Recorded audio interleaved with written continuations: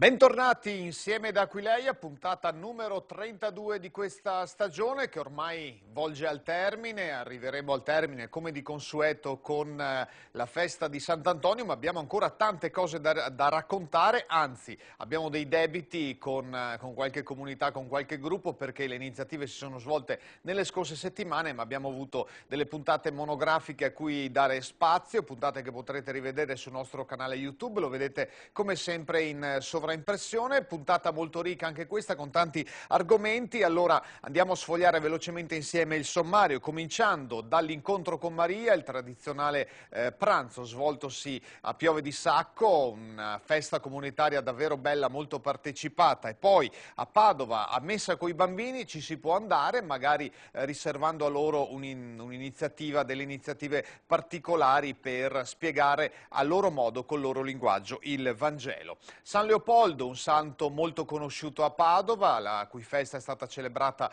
pochi giorni fa, alcune nuove iniziative editoriali proposte dai frati cappuccini. E poi l'inaugurazione del nuovo centro parrocchiale a Ramon di Loria, quindi siamo in diocesi e in provincia di Treviso. Ancora un'iniziativa mariana nel Veronese, in Val di Lasi, la processione dedicata alla Madonna di San Colombano. Ancora ACR, ritroviamo solo l'ACR, e quindi l'Azione Cattolica dei Ragazzi, con l'Acerrissimo 2010 nella diocesi di Vicenza. Ancora a Vicenza l'ordinazione di 4 diaconi, 4 giovani che mettono la loro vita completamente a disposizione della Chiesa. A proposito di Chiesa e di preti, il dramma della pedofilia, se ne è parlato alcuni giorni fa in un importante e interessante incontro a Padova. E poi da Rovigo l'inaugurazione di Casa Sant'Andrea, un nuovo luogo di accoglienza davvero particolare anche per i suoi servizi, proposto dalla Caritas di Adria Rovigo. Ancora a Padova per l'incontro dei ragazzi cresimati, quelli che hanno dunque compiuto il cammino di iniziazione cristiana, con il Vescovo. Ancora Azione Cattolica, questa volta nella diocesi di Vittorio Veneto, anche qui un incontro unitario, la festa unitaria appunto che si è svolta pochi giorni fa. E poi da Treviso un incontro promosso dalla Caritas, Zero Poverty, questo è la speranza, l'auspicio, ma in realtà i poveri ci sono sempre di più, anche tra di noi e anche tra gli italiani.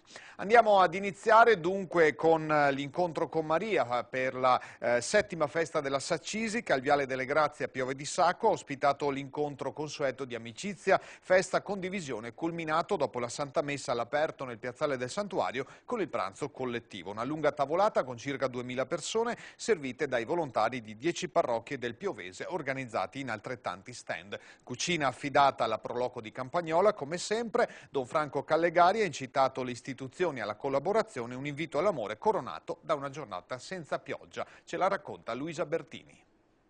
Queste invocazioni. Santa Maria, soccorri i miseri, aiuta i deboli, conforta gli afflitti, prega per il popolo, intervieni per i sacerdoti, intercedi per tutti coloro che donano la loro vita.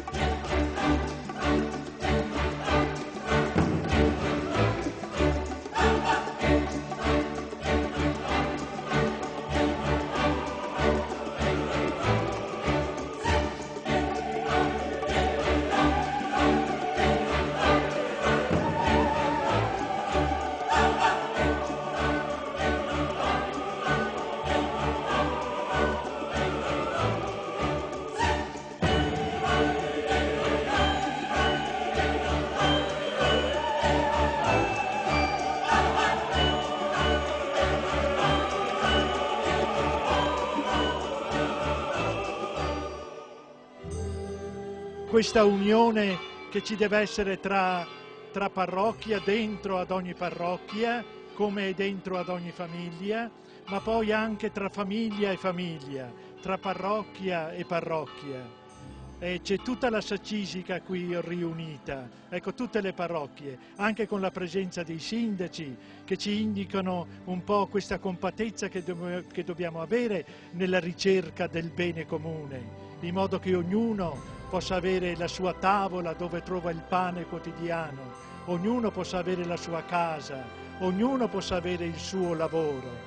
Ecco, noi vogliamo essere in modo particolare vicini a tutte le persone che hanno bisogno di solidarietà, hanno bisogno di conforto e di aiuto anche concreto per trovare il lavoro, per trovare il modo di risolvere nell'amore. Ecco, perché è questo che deve sostenere la nostra vita quotidiana.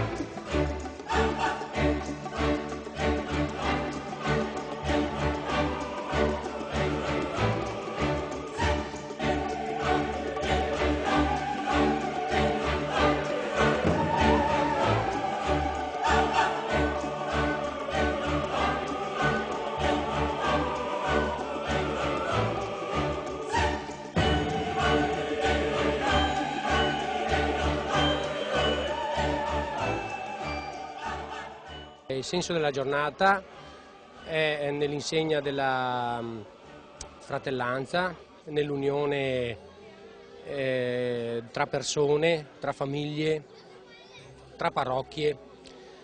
Sono state coinvolte circa 10 parrocchie della Sacisica, con circa 200 volontari che praticamente lavorano, si sono messi a servizio gratuito. E così con entusiasmo riusciamo a portare avanti tutti insieme questa festa che ormai è giunta anche al 7° anno. C'è la cucina in loco, la cucina è portata avanti dalla Proloco di Campagnola che appunto si opera per preparare il pranzo. Consiste in un menù tradizionale, così pasta asciutta a ragù, carne con vari contorni, dolce preparato esclusivamente dai 5 panificatori della Sacisica che si sono messi come in consorzio così e hanno preparato una crostata di albicocche.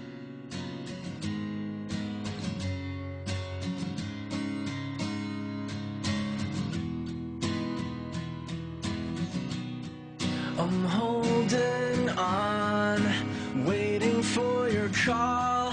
It's simple, but I can't explain this. I'm sinking down, I feel like I could die.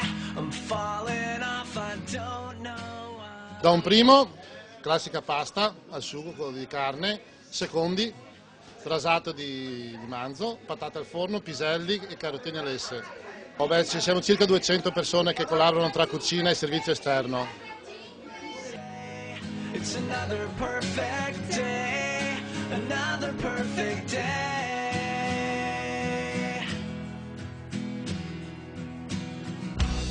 So I might try to leave it all behind. I know tomorrow's not so bright now. I'll say goodbye, 'cause nothing good can last. You wear in vain, you're nowhere fast. And today, I don't know how to keep it all inside, but I guess I'll let it slide. Ci siamo lasciati l'anno scorso con una chiesa occupata dalle impalcature. Erano delle impalcature importanti che hanno permesso ai fedeli di continuare a frequentare le celebrazioni religiose e nello stesso tempo hanno permesso agli operai di poter lavorare in copertura. Il problema era il consolidamento statico inizialmente di tutte le capriate, e soprattutto delle teste delle capriate del tetto, e successivamente abbiamo fatto anche il restauro delle decorazioni pittoriche e la revisione del manto di copertura. Adesso la chiesa è stata restaurata e possiamo vedere il tetto in tutta la sua bellezza. Ovviamente, come si può notare, non sono ancora stati riposizionati i quadri, in quanto c'è il progetto del restauro anche delle pareti e abbiamo presentato il progetto di restauro dei quadri prima di poterli riposizionare nella parete sud della chiesa.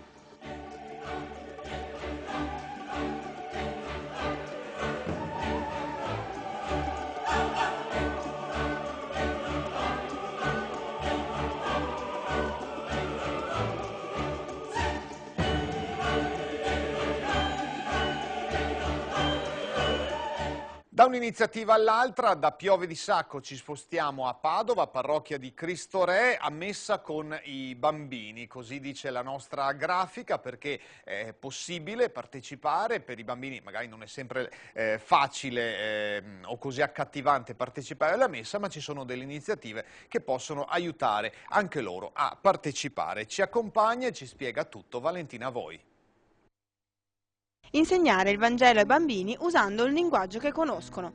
È questa l'iniziativa della parrocchia di Cristo Re a Padova, che coinvolge circa 40 bambini con un'età massima di 7 anni. Da circa 3 anni un gruppo di famiglie organizzato intorno alle suore e alle catechiste prepara la prima parte della messa in una sala della comunità, facendo l'accoglienza dei bambini, un paio di canti, la lettura del Vangelo e poi la spiegazione che viene preparata in maniera naturalmente tarata sulle esigenze e sulle capacità di accoglierla, di comprenderla dei bambini.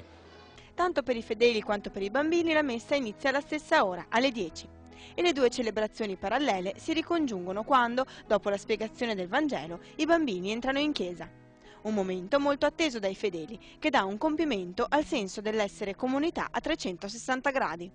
È un momento molto importante perché riusciamo a condividere un'esperienza molto bella, che è vivere la messa in modo sentito con i nostri figli, partecipata. Siamo un gruppo di genitori, di famiglie che a turno ogni mese si prende in carico di organizzare questo evento, e così anche i figli vedono una partecipazione attiva da parte nostra nel cercare di rendere più semplice ed efficace la spiegazione del Vangelo. Noi usiamo infatti delle spiegazioni abbastanza semplificate, adatte ai bambini, cerchiamo di coinvolgerli, come è stato già detto, in attività, e quindi ci sentiamo tutti proprio una grande comunità che lavora insieme. Il Vangelo spiegato ai bambini è un'attività che coinvolge ed entusiasma tanto i figli quanto i genitori.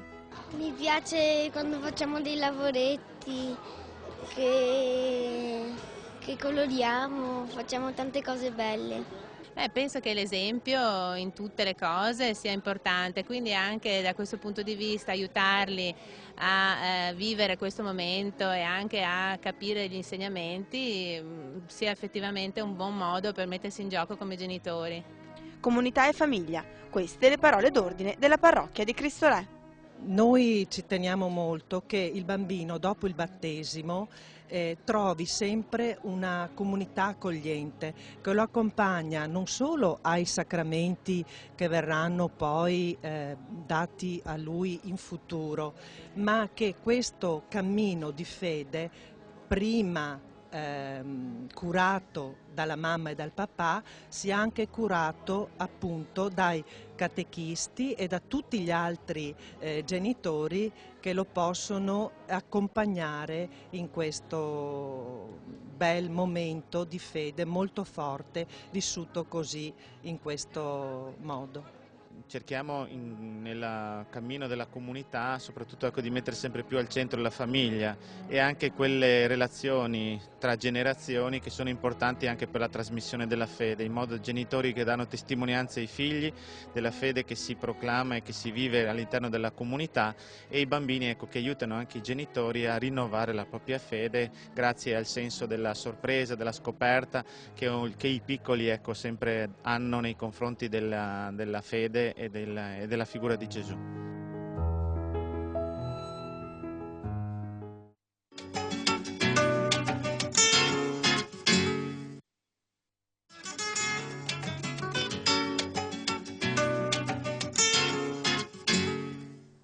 Eccoci tornati insieme dopo la pausa pubblicitaria, proseguiamo a raccontare iniziative dal territorio, ancora da Padova per la recente festa di San Leopoldo Mandic, un libro illustrato per raccontarne la storia, destinato alle famiglie, che raccoglie nei versi di Luigi Ferraresso e nelle illustrazioni di Alida Massari le tappe fondamentali della vita di questo santo. L'incontro con gli studenti al convento dei Cappuccini è stata occasione per presentare il documentario realizzato con la regia di Stefano Balbo e la partecipazione dell'attore Paolo Caporello. Ci racconta tutto Luisa Bertini.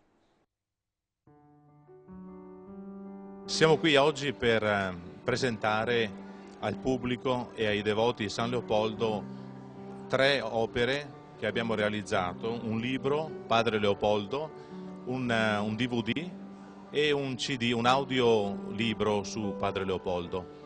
È un progetto a cui abbiamo lavorato per un anno intero e l'abbiamo intitolato il libro soprattutto Padre Leopoldo, perché così dopo a quasi 70 anni dalla morte, 25 dalla canonizzazione, così è ancora conosciuto, così è rimasto nel cuore di tanti fedeli. Padre Leopoldo, semplicemente.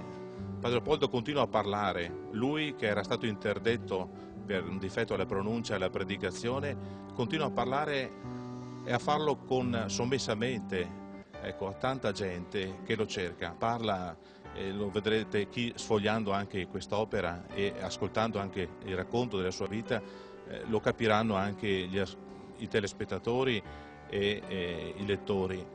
Padre Leopoldo diceva cose molto semplici, non ha lasciato opere letterarie, non ha fondato ospedali o opere importanti. Diceva cose semplici ma che entravano fino al fondo del cuore. Dio è medico e medicina, per esempio. Era convinto che Dio fosse un buon medico, cioè che sapesse conoscere il nostro male, le nostre ferite interiori. Sapeva però che Dio era anche medicina, ciò che nessun medico, ecco, al mondo riesce a essere, cioè sapeva anche guarire, sapeva proporsi come la soluzione dei nostri mali, delle nostre ferite. Ma poi che cosa è stato in fondo Padre Leopoldo? Di questo Dio medico e medicina, di questo buon padre? In fondo credo sia stato un buon farmacista Padre Leopoldo. Per tutta la vita non ha saputo altro che tenere aperta la sua farmacia, il suo confessionale, dispensando semplicemente amore e perdono.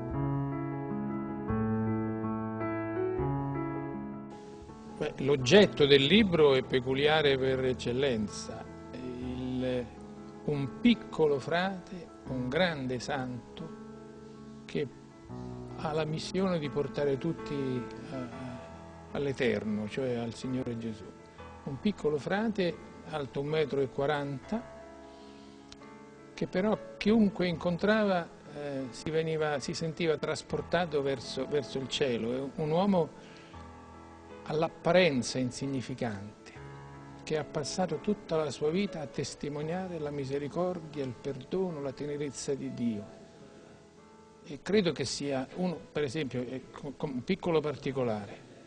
La sera prima di morire, lui aveva un tumore all'esofago, è andato fino a mezzanotte e ha confessato nella sua celletta microscopica che ho appena visto, e aveva confessato 50 persone il giorno prima. Quindi l'ultimo saluto, diciamo, al confessionale è stato per 50 volte nell'ultimo giorno di vita. Un segno davvero di misericordia e di speranza.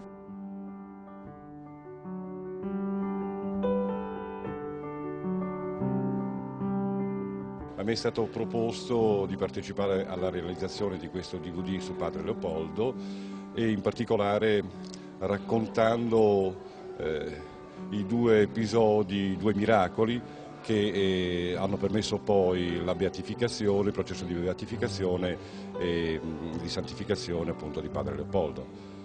Che dire, io ho accettato con piacere la partecipazione appunto e raccontare la vita di Padre Leopoldo, essendomi un po' prima documentato e avendo conosciuto un po' più in modo approfondito la vita di questo santo che tra l'altro ha vissuto qui a Padova ed ha operato in mezzo alla gente, ma quel che in particolare mi ha colpito è la sua capacità comunicativa, una persona fisicamente, come l'iconografia ce lo fa vedere, le foto, piccola, però con una grande forza interiore e una grande capacità di comunicare e di avvicinare le persone. Da Padova ci spostiamo nel Trevigiano, diocesi di Treviso, precisamente nella parrocchia di Ramon di Loria, nella zona castellana, dove alcune domeniche fa è stato inaugurato il nuovo centro parrocchiale, un luogo fisicamente importante, ma che poi diventa soprattutto luogo di incontro e possibilità di fratellanza, di amicizia fra le persone. C'era per noi Francesca Iuculano.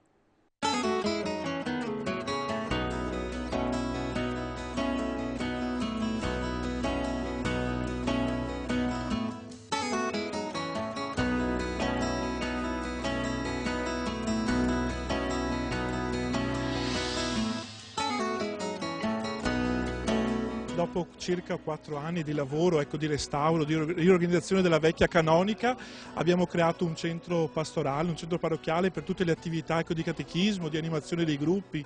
Abbiamo creato una sala di bar per poter vivere anche un momento di festa dopo le messe la domenica. C'è la cappellina per la messa feriale e un grande salone, come avrete dopo l'occasione anche di vedere, che potrà contenere circa 100 persone anche per tutte le attività e conferenze un po' più importanti, un po' più anche impegnative, dove impegniamo un po' di più gente, insomma. Un fulcro di vita per il paese. Certo, ne avevamo proprio bisogno, noi avevamo ancora i ragazzi che andavano a catechismo nelle famiglie. Erano ospitati nelle famiglie, bellissima anche testimonianza di generosità, però la fatica anche da parte mia di poterli incontrare, di poterli vedere proprio nell'orario del catechismo e avere un luogo dove potersi dare appuntamento, poter crescere, poter condividere con relazioni sempre più fraterne. Io mi auguro e ci auguriamo come comunità anche con uno spirito evangelico. Noi creiamo un ponte tra la Chiesa e le case delle famiglie. Noi vorremmo che proprio questa struttura fosse quel ponte dove i ragazzi, dove i giovani possono trovarsi, possono conoscersi, possono crescere insieme.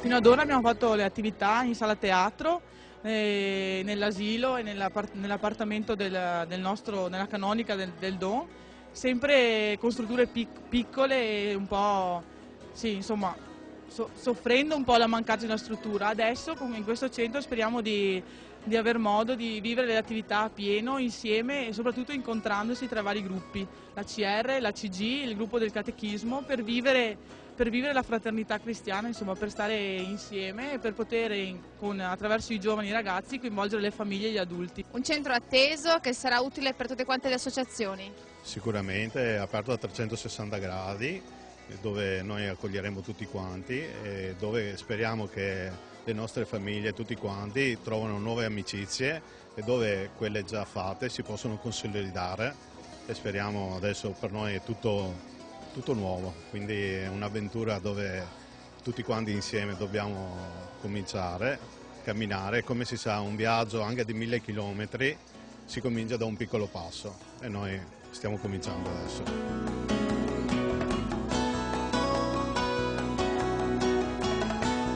Io sono estremamente felice di questa apertura, di questo centro parrocchiale, che significa per la frazione di Ramon fare comunità. trovare un posto in cui educare i nostri giovani, educarli e farli crescere nel modo più corretto possibile. So che la cittadinanza ha partecipato in maniera attiva alla costruzione di questo centro. È la peculiarità proprio di Loria, di partecipare alle costruzioni, cercano di partecipare, di dare il proprio contributo alla costruzione, proprio perché è qualcosa sentita veramente dalla nostra popolazione.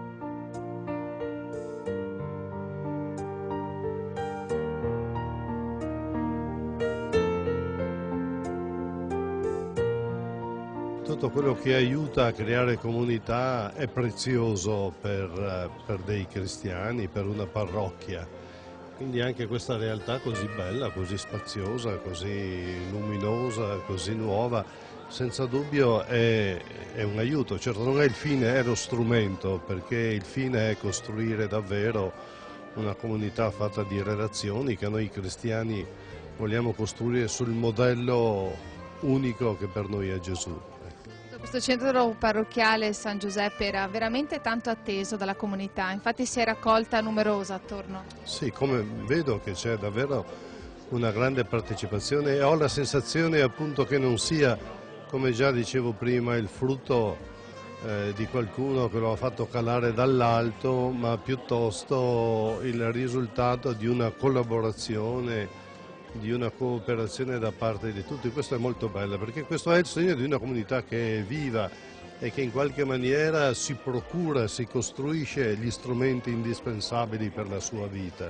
Prima abbiamo sentito un'educatrice che auspicava una grande raccolta di giovani attorno a questo centro. Ecco, Sua Eccellenza, si vuole lasciare un messaggio a questi giovani della comunità?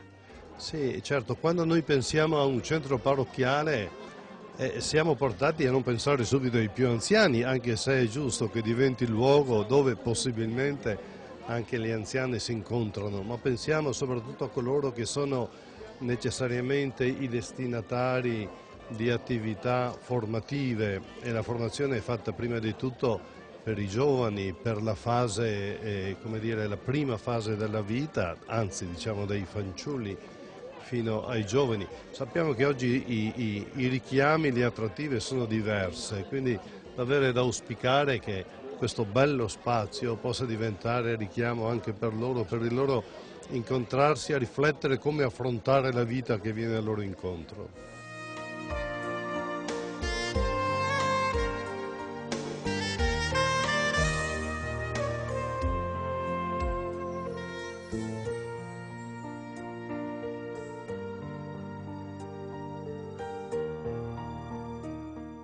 E dal Trevigiano ci spostiamo nel Veronese, precisamente in Val di Lasi, dove da oltre 160 anni si rinnova la tradizione della processione votiva attraverso un percorso collinare che si snoda appunto dalla Val di Lasi al santuario mariano di San Colombano in Val Tramigna. Ci accompagna Gianfranco Tommasi. Il mese di maggio è il mese della Madonna e anche nella diocesi veronese è un fiorire di iniziative devozionali verso la Madre di Gesù.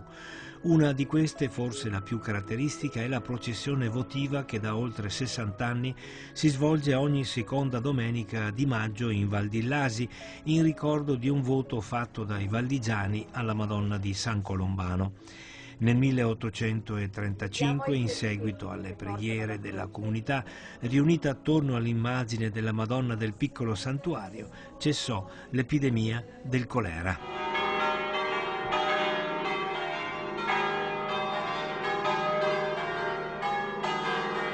I pellegrini della parrocchia di Lasi di buon mattino, accompagnati dal suono delle campane, in processione si portano dalla Val di Lasi alla Val Tramigna, presso il santuario trecentesco della Madonna di San Colombano, immerso nel verde tra secolari pini e cipressi.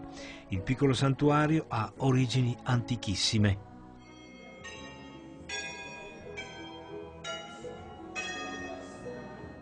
È un santo della tradizione antica, un monaco che ha girato il mondo e che soprattutto qui in Europa ha evangelizzato tanti posti.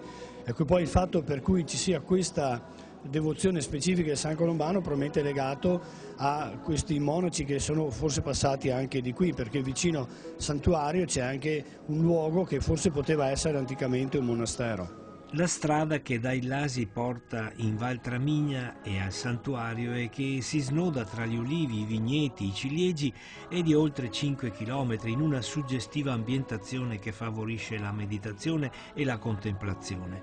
Contemplazione che viene suggerita anche dai capitelli disseminati lungo il percorso.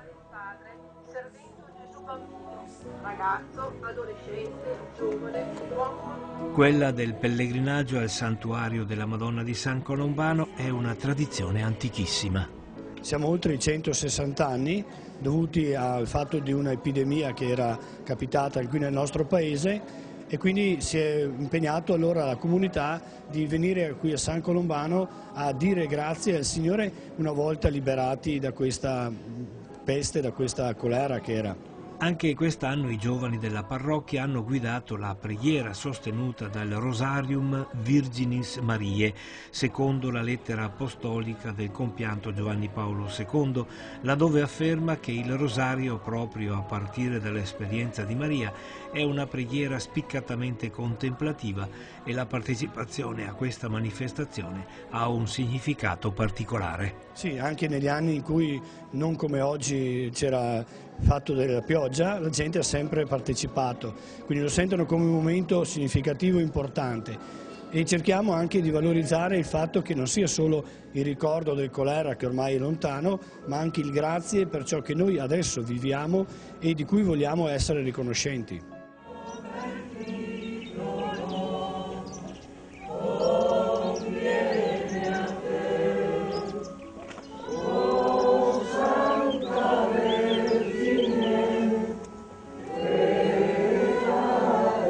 Al termine della processione, nello spazio antistante il piccolo santuario, i sacerdoti della parrocchia di Illasi celebrano la Santa Messa.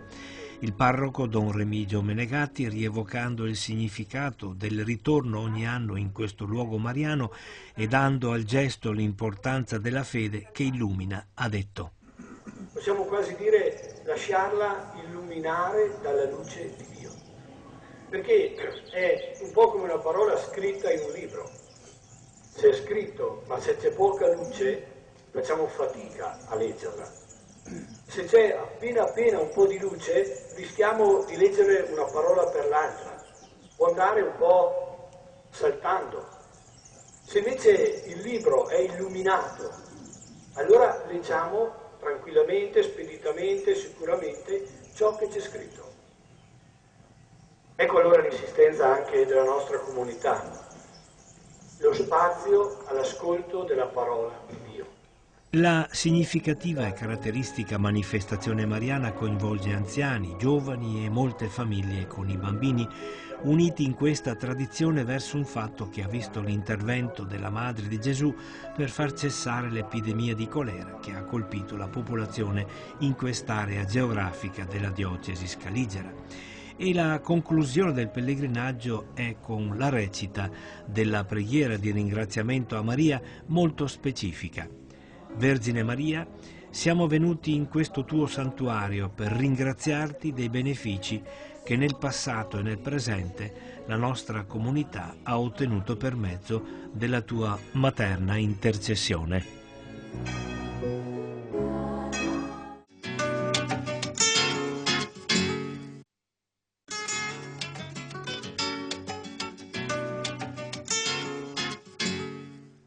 Eccoci tornati dopo la consueta pausa pubblicitaria. Abbiamo parlato molto di Azione Cattolica la settimana scorsa con la festa unitaria di Treviso, ne parleremo anche più avanti, ne parliamo subito in particolare del settore ragazzi. La CR, la diocesi di Vicenza, ha promosso l'ACRissimo 2010, l'incontro di tutti i ragazzi iscritti appunto all'Azione Cattolica. Hanno incontrato nelle scorse settimane il vescovo Cesare Nosiglia e hanno fatto festa tra di loro, appunto felici di essere parte dell'Azione Cattolica Ragazzi. Luisa Bertini.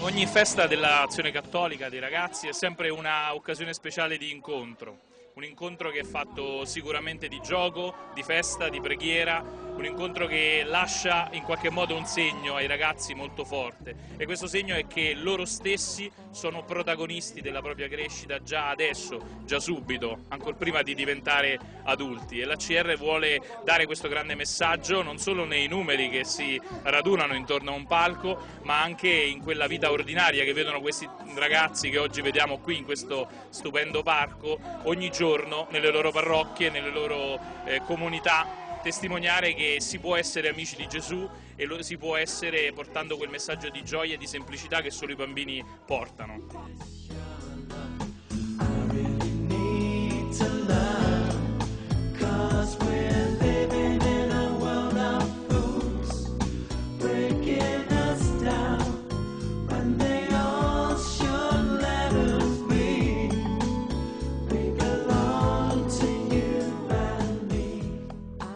Il tema che guida la giornata di oggi è lo stesso tema che in ogni parte d'Italia l'Azione Cattolica offre ai più piccoli, che è quello di essere in onda.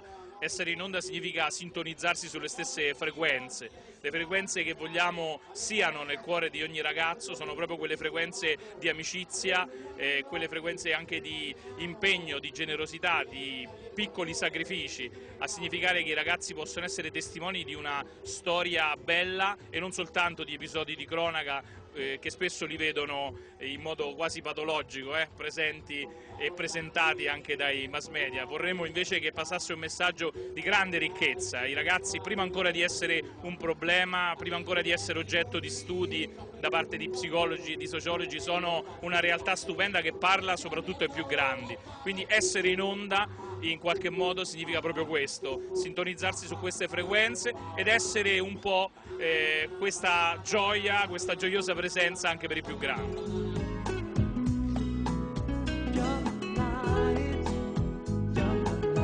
È un incontro che avviene ogni 2 o 3 anni, ma è un incontro forte, preparato bene nelle parrocchie. Questi ragazzi della CR sono una presenza molto capillare in ogni parrocchia e sono portatori di amicizia con il Signore tra di loro e danno spinta anche alle famiglie e alle comunità, perché su questi ragazzi si può scommettere, io credo, per il nostro futuro, sia di chiesa sia di società.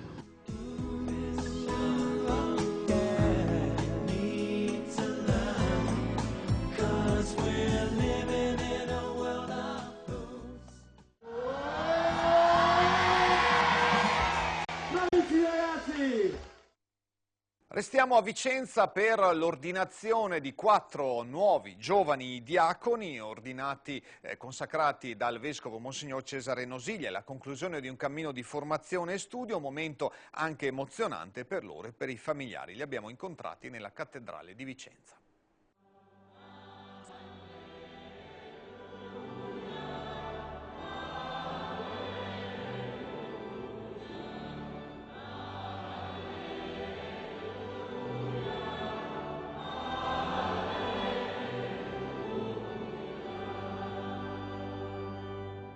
Sono Alex, Andrea, Ismaele e Luca, i 4 giovani della diocesi vicentina ordinati diaconi dal vescovo Monsignor Nosiglia. Si sono preparati attraverso un lungo cammino di formazione e studio per dare risposte alle necessità della cura pastorale delle parrocchie.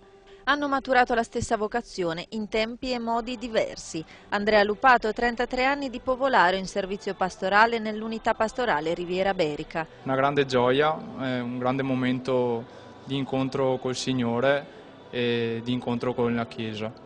Sono entrato a 28 anni in seminario e ecco, quindi ci è voluto tanto tempo per maturare. Sul come penso che sì, attraverso gli incontri soprattutto, incontri con persone credenti, di fede, persone che mi hanno voluto bene.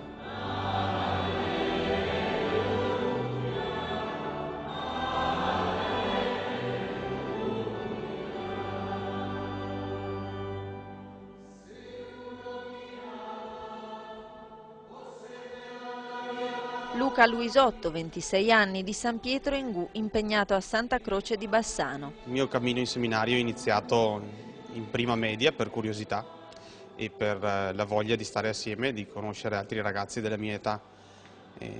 Sono approdato, ho iniziato il mio cammino in teologia messo in discussione da della vita che vivevo, delle persone che conoscevo.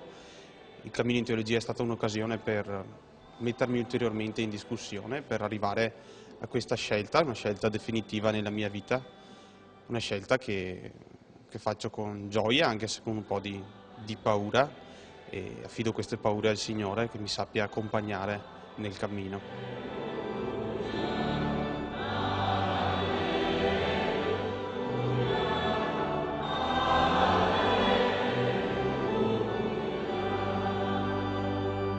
Alex Elia Pilati, 24 anni, di Cagnano di Poiana Maggiore, in esperienza pastorale nella parrocchia dei Carmini di Vicenza.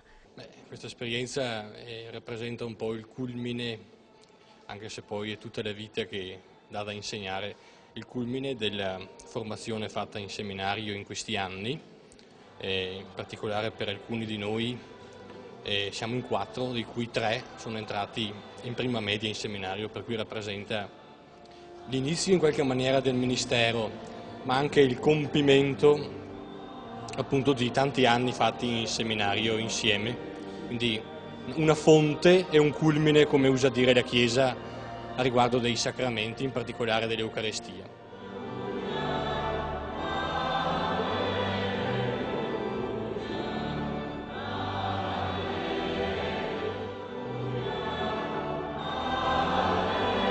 Ismaele Pellanda, 23 anni, della parrocchia di Santa Maria in Marostica, in servizio a San Clemente in Valdagno. La scelta di diventare diacono nasce da un lungo cammino di preparazione in seminario, ma anche di studio, di preghiera, di conoscenza di Gesù e soprattutto dalla testimonianza di molti altri seminaristi che ho conosciuto nella mia vita in parrocchia, e anche da una sensazione che sento dentro di me, sento il bisogno di donarmi al mondo con tutto me stesso, e penso che questa sia la strada migliore per poterlo realizzare, insomma. Se Dio vorrà e io vorrò, l'anno prossimo potrei diventare prete. Questo è solo il primo scalino che mi porterà poi sul bordo del trampolino per poter fare il mio tuffo nella vita quotidiana della gente e nella mia vita, ovviamente.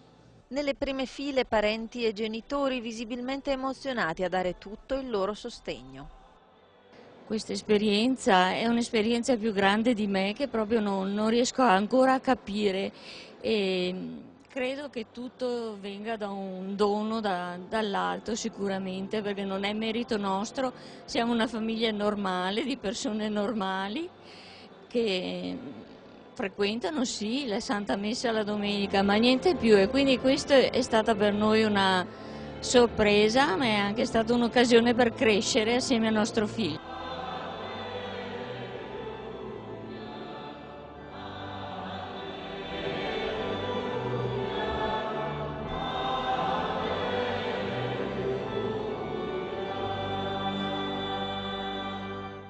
Quattro giovani diaconi ai quali auguriamo al più presto di diventare sacerdoti, ma per i sacerdoti nell'anno sacerdotale è un anno certamente impegnativo, lo è per tutta la Chiesa, per il Papa. Lo scandalo della pedofilia in varie parti del mondo, che è emerso certamente anche con alcune esagerazioni mediatiche, è emerso e giustamente se ne parla. Ha promosso un incontro in questo senso il Collegio Don Mazza di Padova, invitando un celebre vaticanista, il vaticanista del Corriere della Sera, Luigi Accattoli. C'era per noi a questo incontro e ce ne racconta gli elementi essenziali Paola Sartore.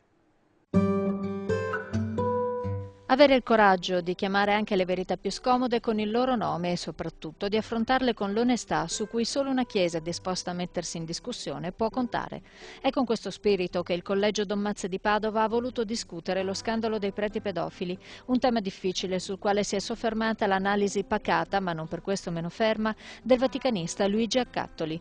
Un'analisi che è partita dal riconoscimento di come la pedofilia sia sempre stata, anche nel mondo della Chiesa, una realtà, coperta però dal pudore malato di comunità condizionate dalla paura dello scandalo e dalla certezza miope che l'unica cura possibile era quella del silenzio e della rimozione della verità.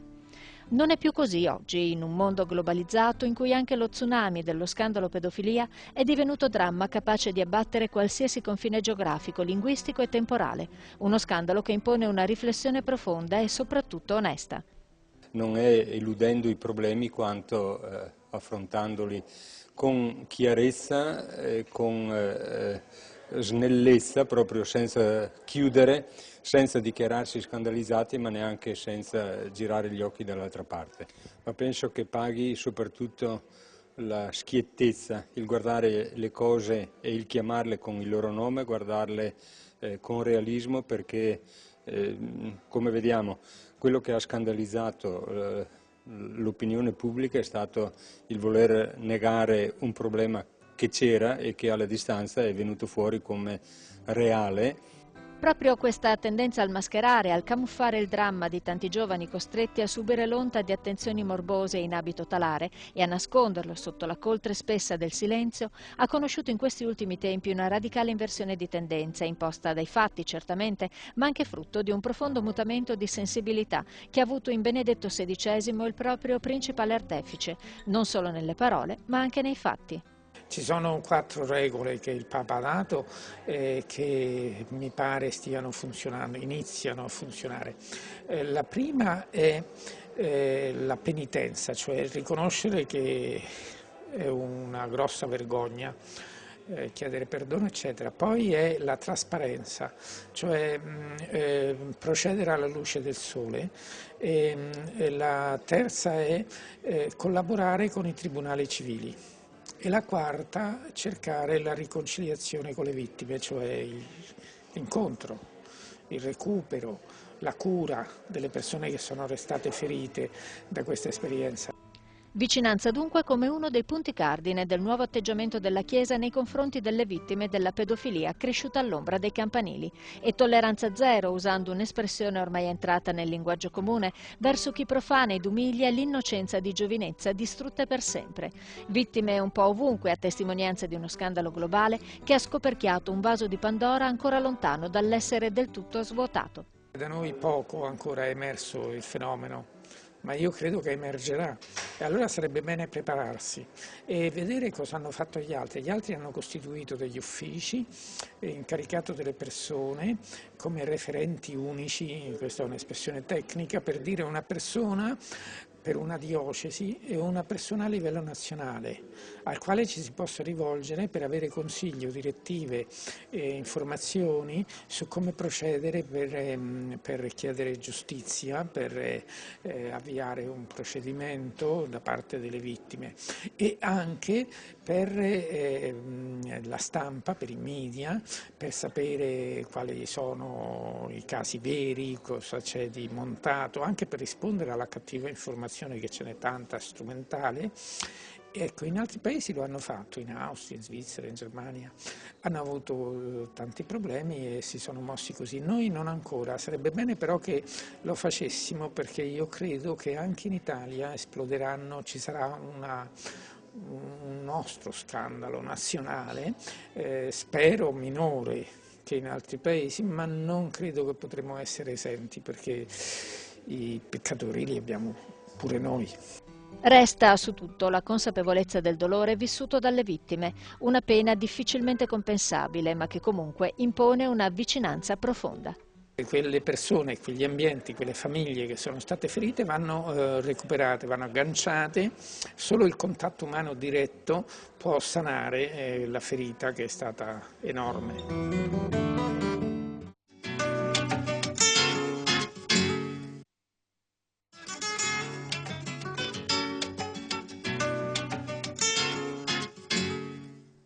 Insieme da Aquileia ritorna per l'ultima parte dopo la pubblicità, puntata numero 32, che ora si sposta a Rovigo, dove è stata inaugurata da pochi giorni Casa Sant'Andrea, opera segno di un volontariato generoso e competente che seguirà, questa è la novità, i bisogni sanitari dei più poveri. Giulia Salmaso. Una casa particolare dove la carità non è solo un auspicio ma un segnale concreto. Apre a Rovigo, presso la sede Caritas, Casa Sant'Andrea, un centro diurno integrato con una microclinica. 2 ambulatori, uno di medicina generale e l'altro di odontoiatria, uno staff di 13 medici volontari, dal cardiologo al ginecologo, un servizio docce per un'iniziativa pionieristica in Veneto rivolta agli ultimi. È un'opera segno, insomma, ecco, di attenzione ad alcune persone, con le quali poi lavoriamo in rete anche con l'USL evitiamo i pronti soccorsi che si ingorgano eventualmente, ecco. con delle situazioni così di specialisti volontari, insomma, è così.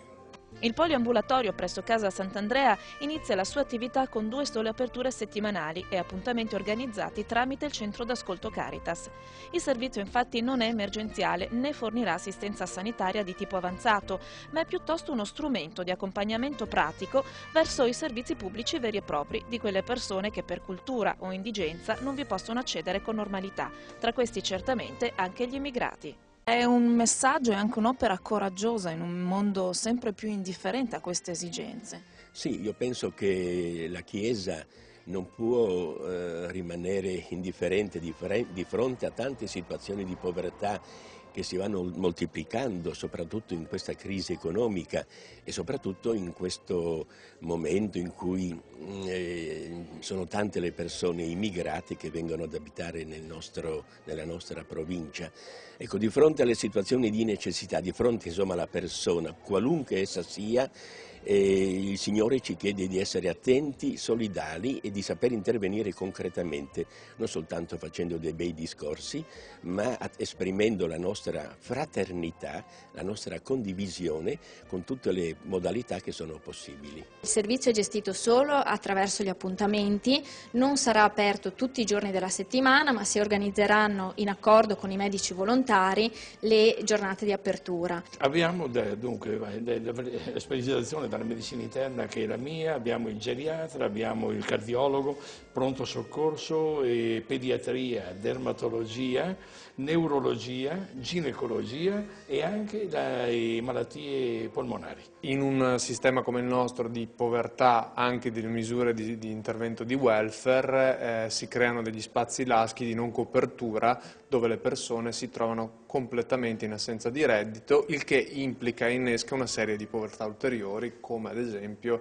la difficoltà ad accedere al servizio sanitario, che paradossalmente per una persona che ha prima di tutto il problema di pensare a mettere insieme il pranzo con la cena, il problema della propria salute lo pospone, ma non è un problema da posporre. La poliambulatorio Casa Sant'Andrea nasce un pochettino come punto di unione tra quello che è appunto una persona che è sprovvista di una qualsiasi tutela medica, per poi traghettarlo a una consapevolezza del suo stato di salute e fino a portarlo poi a un uso responsabile e consapevole dei servizi territoriali. Come invece vi organizzerete con le ricette? Normalmente una persona che ha bisogno viene in un ambulatorio e ha poi bisogno presumibilmente di una cura. Sì, noi abbiamo sentito prima che si parlava del banco farmaceutico. Il banco farmaceutico però può darci esclusivamente prodotti da banco, mentre i farmaci etici, quelli diciamo maggiori, sono soltanto su prescrizione medica.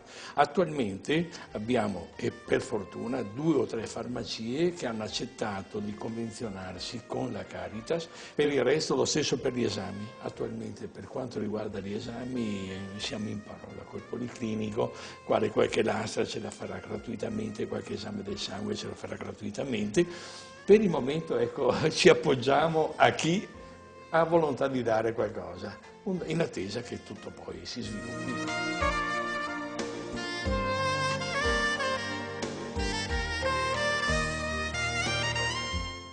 Da Rovigo, dalla diocesi di Adria Rovigo, torniamo a Padova per l'incontro al seminario minore di Rubano di quasi 2000 cresimati. La giornata intitolata È l'ora di puntini puntini. C'eravamo anche noi, vi proponiamo qualche momento della giornata molto partecipata nonostante la pioggia e le testimonianze dei 3 ospiti testimoni di fede, carità e preghiera. C'era per noi Luisa Bertini. È l'ora di. Questo è il titolo della giornata dedicata ai ragazzi cresimati della diocesi di Padova. Quasi in 2000 hanno risposto all'appello partecipando alla seconda parte dell'incontro, il primo vissuto prima della cresima, tornando in seminario minore dove hanno potuto condividere la loro esperienza con i coetanei e con il vescovo Mattiazzo. È tempo di avere un sole, una luce sempre dentro di noi. Qualche volta i giovani e gli adulti l'hanno perso. Si è spento il sole dentro e allora è tempo di far festa e di ritrovare quel sole che noi possiamo sempre godere, avere sempre la sua luce e il suo calore. Durante l'anno noi incontriamo tantissimi cresimandi che chiedono la testimonianza dei nostri ragazzi e anche incontri formativi e abbiamo dato nome agli incontri di quest'anno Che ora è, quindi una domanda aperta per capire bene che punto è nella loro vita questo della cresima, a che punto si trovano nel cammino spirituale, a che cosa il Signore li chiama in questo momento. Ora che ritornano in seminario dopo la cresima è l'ora ossia l'ora di vivere pienamente la propria fede, di appartenere alla vita della Chiesa, di impegnarsi in un rapporto bello, profondo con il Signore e di testimoniarlo con tutte le proprie forze nel servizio, nella carità, nell'amare gli altri. A portare la loro testimonianza lo sportivo Rossano Galtarossa, che ha spiegato l'importanza del credere in qualcosa e darsi degli obiettivi, la testimonianza di preghiera di uno dei seminaristi e la testimonianza di carità di una volontaria. Oggi è una giornata, a parte le condizioni meteo, insomma, direi di aggregazione, vedendo la moltitudine di ragazzi che si ritrovano qui oggi al seminario minore di Rubano. La mia presenza qui come testimone sportivo credo per dimostrare che bisogna imparare a credere in qualcosa e dedicarsi anima e corpo. Direi che lo sport spesso insegna questo. Io insomma sono più di 20 anni che pratico canottaggio ad alto livello, è un'attività che mi ha appassionato e nella quale ho iniziato a credere.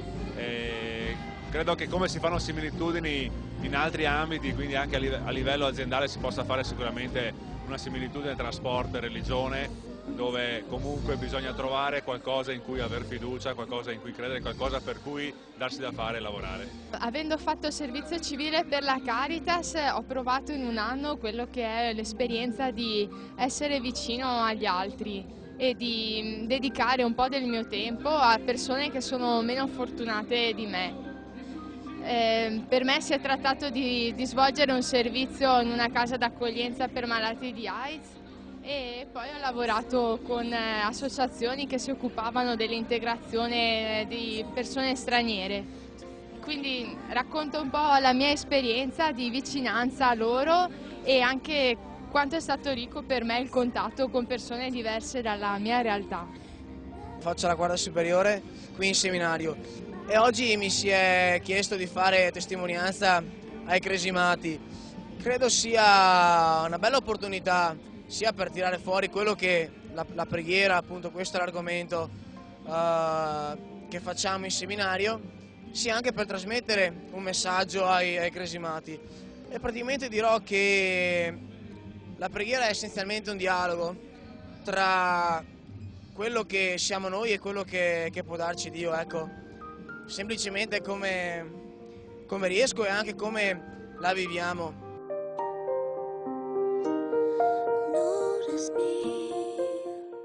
Torniamo a parlare di Azione Cattolica, questa volta nella diocesi di Vittorio Veneto, che pochi giorni fa ha promosso la festa unitaria, quindi tutti i settori, ragazzi giovanissimi, giovani, adulti, anche anziani, terza età o adultissimi, come abbiamo imparato a chiamarli la settimana scorsa. Quella di Vittorio Veneto è stata una festa all'insegna della gioia, migliaia di bambini, ragazzi e adulti, appunto per portare insieme una testimonianza di fede, accoglienza e amicizia. Ce la racconta Valentina a voi.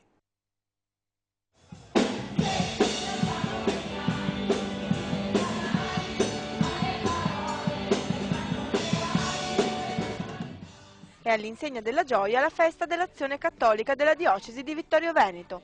Un evento che ha radunato migliaia di bambini, ragazzi e adulti per una giornata di festa, di riflessione e di testimonianza di fede. Inondati dalla gioia è il messaggio che l'Azione Cattolica propone per quest'anno e che la diocesi di Vittorio Veneto ha declinato con una mattina di preghiere e giochi e con una festa presso il palazzetto del Collegio San Giuseppe. Proprio nel nostro essere cristiani, l'essere inondati di gioia. E il primo modo per essere inondati di gioia è quello del trovarci insieme, del fare feste insieme, del testimoniarci da adulti ai giovani e ai ragazzi la gioia di credere. Mettere a tema la gioia è decisamente una bella attività, un bel impegno. Importante che sappiano trovare le fonti e l'alimento per questa gioia che non deve diminuire, che deve inondare il cuore e la vita di ogni associato. L'Azione Cattolica ha voluto testimoniare con questa festa i suoi valori fondanti, condivisi tanto dai ragazzi quanto dai genitori. La collaborazione l'uno con l'altro, il non litigare tra di loro, sempre un condividere comunque qualsiasi cosa, qualsiasi anche piccolo gesto che si fa all'interno di un'attività. Fanno una bella esperienza insieme, fra di loro, senza i genitori necessariamente, è un modo per crescere.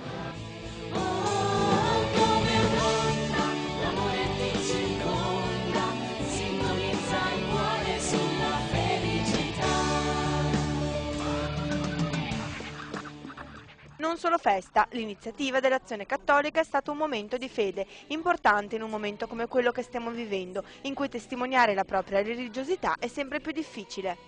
A volte sì, è difficile passare un messaggio comunque con una vena cattolica, una vena cristiana sotto, perché a volte la CR è anche presa come un catechismo, in realtà non lo siamo.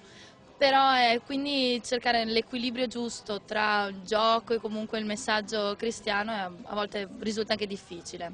È importante perché la testimonianza diventa credibile se si mostra come la fede possa rendere bella e gioiosa la vita di una persona e di una comunità. Una testimonianza che si è concretizzata con la partecipazione di bambini, ragazzi ed adulti alla messa in Duomo.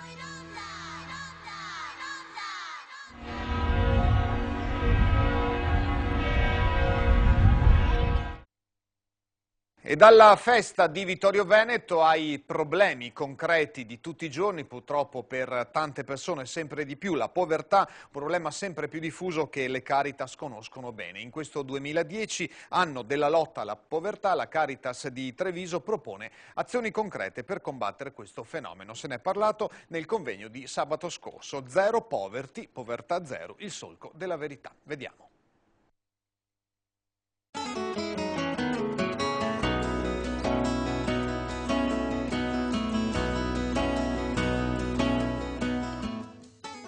La povertà colpisce sempre di più i cittadini europei con pesanti ripercussioni anche nella nostra regione.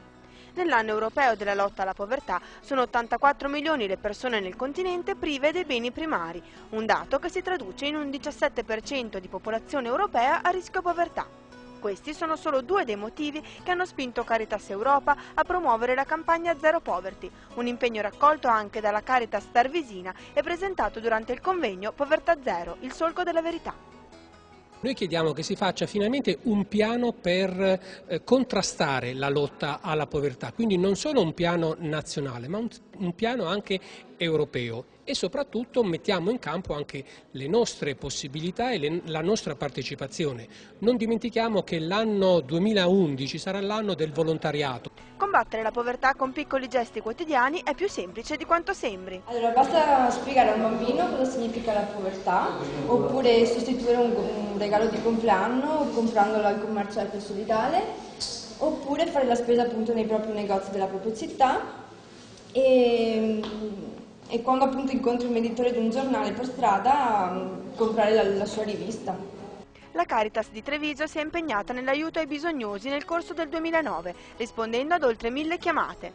Molti gli italiani, per lo più tra i 40 e i 50 anni, ma sono numerosi anche gli stranieri, generalmente più giovani. Per tutti il problema principale è quello del reddito. Per combattere la povertà alla radice è necessario un impegno da parte delle istituzioni, ma anche una presa di coscienza da parte dei cittadini, evitando l'eccessivo consumismo e informandosi sui nuovi strumenti finanziari. A partire dalle giovani generazioni, ma non solo, ecco, c'è una grossa difficoltà a gestire le proprie risorse, si spende di più di quello che si ha, quindi è necessario ritornare anche a uno stile che sia più sobrio, più attento, più oculato, a recuperare ecco, quello che fa parte anche della nostra tradizione, che è il senso del risparmio, e poi ecco, credo di saper prestare molta attenzione a quegli strumenti, ecco, soprattutto consumo al credito, le carte revolving e altre forme, che se non conosciute diventano veramente un cappio al collo per molte persone. Un aiuto arriva anche dalla Caritas Tarvisina, che propone numerosi progetti a sostegno di chi si trova in difficoltà.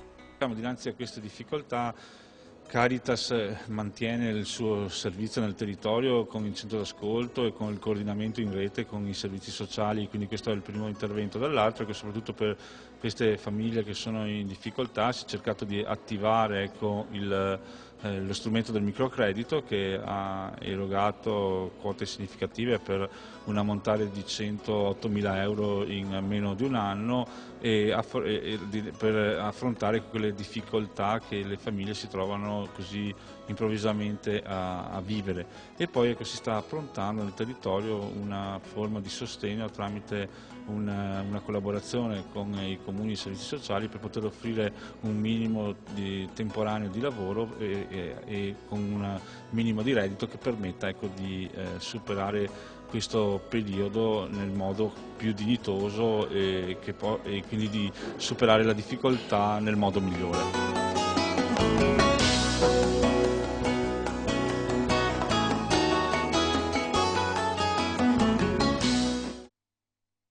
Questo dunque è l'ultimo servizio sulla povertà, un tema certamente caldo, purtroppo sempre più presente, come abbiamo detto, servizio che potrete rivedere sul nostro canale YouTube che vedete in sovraimpressione, come tutte le puntate di questa stagione di Insieme da Aquileia. Chiudiamo qui questa puntata numero 32, vi aspetto dunque la settimana prossima alla stessa ora per proseguire il nostro viaggio insieme nelle diocesi del nostro territorio. Grazie per l'attenzione.